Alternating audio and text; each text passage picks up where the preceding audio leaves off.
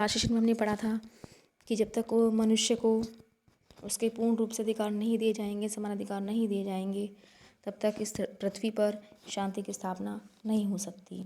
आइए आगे पढ़ते हैं कि जब तक मनुष्य का यह सुख भाग नहीं सम होगा, शमित न होगा कोलाहल, संघर्ष नहीं कम होगा। मनुज यानी कि मनुष्य का सुख भाग, सुख, सम्मिस समान, शमित शांत, और कोलाहल शोर, संघर्ष झगड़ा। आइए अब जानते हैं। वे युधिष्ठिर को आगे समझाते हुए कहते हैं कि जब तक मनुज का यह सुख भाग नहीं सम होगा, कि जब तक प्रत्येक मनुष्य को उसके सुख का हिस्सा नहीं मिलेगा, यानी कि उनको समान अधिकार नहीं मिलेगा, शमित ना होगा कोलाहल, तब तक यह संघर्ष कम नहीं होगा। इसलिए हमें प्रकृति के जो भी साधन हैं उनको समान रूप से प्रत्येक व्यक्ति को अधिकार दे दिए जाएं। यानी कि प्रकृति में जितने भी साधन उपलब्ध होंगे वो जब तक मनुष्य को नहीं दिए जाएंगे, उनके समान अधिकार नहीं दिए जाएंगे, तब तक यह संघर्ष होता ही रहेगा, शांति की स्थापना नहीं हो सकेगी। उसे भूल वह फंसा परस्पर ही शंका में भय में, लगा हुआ केवल अपने अपने और भोग संचय में। वे आगे कहते हैं कि उसे भूल वह फंसा परस्पर, यानी कि प्रत्येक मनुष्य यह भूल गया है कि संसार में प्रकृति के जो तत्व हैं वो उन पर सभी का समान रूप से अधिकार है, लेकिन वह चाहता है कि इसका उपयोग वह केवल स्वयं ही करे और किसी और को ये अधिकार ना दिए जाएं। तो वह इस मोह में फंसा हुआ है और केवल अपने लिए ही ये सब इकट्ठा करता जा रहा है, यानी कि धन हो, किसी भी वस्तु को वह अपने पास इकट्ठा करता जा रहा है, जिसका कारण है कि उसके मन के अंदर संदेह और भय का वातावरण बन चुका है। तो प्रत्येक व्यक्ति को चाहिए कि वह जो अपनी भूल है, यानी कि वह जिस मोह माया में फंसा हुआ है वह उसे त्याग दे, ताकि उसके मन से शंका और भय भी निकल जाए। इसलिए उसको अपने जो उसने भोग संचय के लिए, यानी कि अपने लिए अपने स्वार्थ की पूर्ति के लिए जो भी धन संचय कर रखा है, उसके कारण वह डरा हुआ है।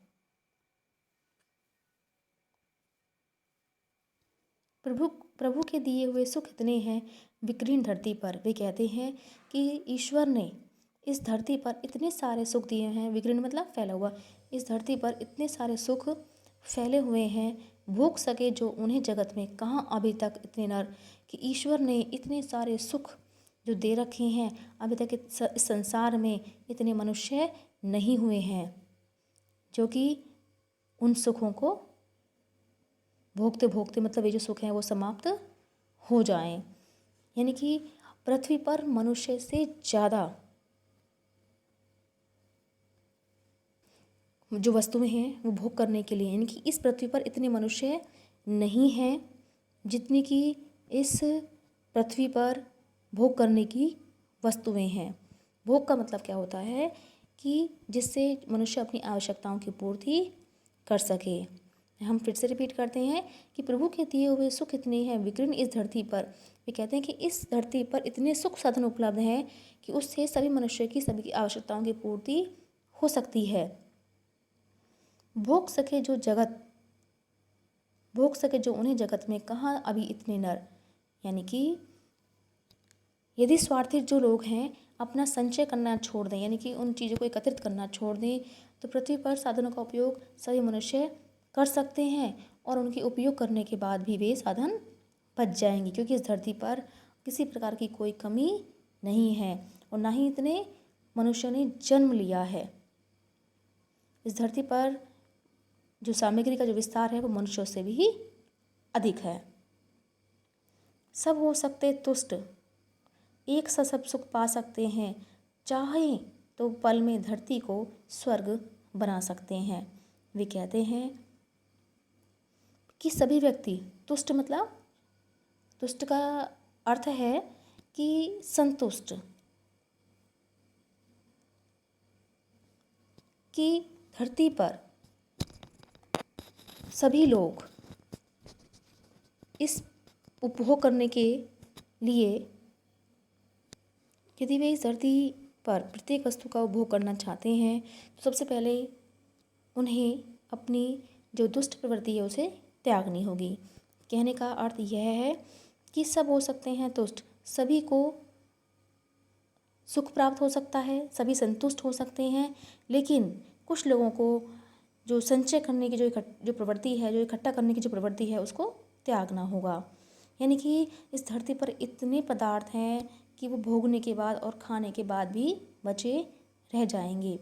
ऐसी स्थिति में सभी लोग संतुष्ट हो सकते हैं, सुख पा सकते हैं। और यदि प्रत्येक व्यक्ति इस पृथ्वी पर दिए गए प्रकृति के तत्वों का समान रूप से उपयोग करेगा, कोई किसी का अधिकार नहीं छीनेगा, तो इस धरती को स्वर्ग बनाया जा सकता है। क्योंकि और फिर से इस धरती पर वे सारे सुख और जो स्वर्ग में उपलब्ध होते हैं, वे सारी वस्तुएं इस पृथ्वी पर प्राप्त उन्हें होंगी। तो बच्चों, इस चैप्टर से हमने सीखा कि हम लोगों को जो चीज़ों को जो इकट्ठा करने की जो प्रवृत्ति होती है वो सब नहीं होनी चाहिए। इस पृथ्वी पर हम लोगों ने समान रूप से जन्म लिया है, तो प्रत्येक व्यक्ति का समान रूप से प्रत्येक वस्तु पर अधिकार है। हमें किसी की वस्तुओं को नहीं छीनना चाहिए, किसी के अधिकारों को नहीं छीनना चाहिए। सभी को मुक्त हवा, मुक्त प्रकाश मिलना चाहिए। समाज में शांति की स्थापना के लिए ये आवश्यक है कि उन्हें उनके जो मनुष्य के जो अधिकार हैं वो उन्हें दे दिए जाएं, क्योंकि जब तक उनको उनके अधिकार नहीं मिलेंगे तब तक इस पृथ्वी पर शांति की स्थापना नहीं हो सकती। इसलिए हमें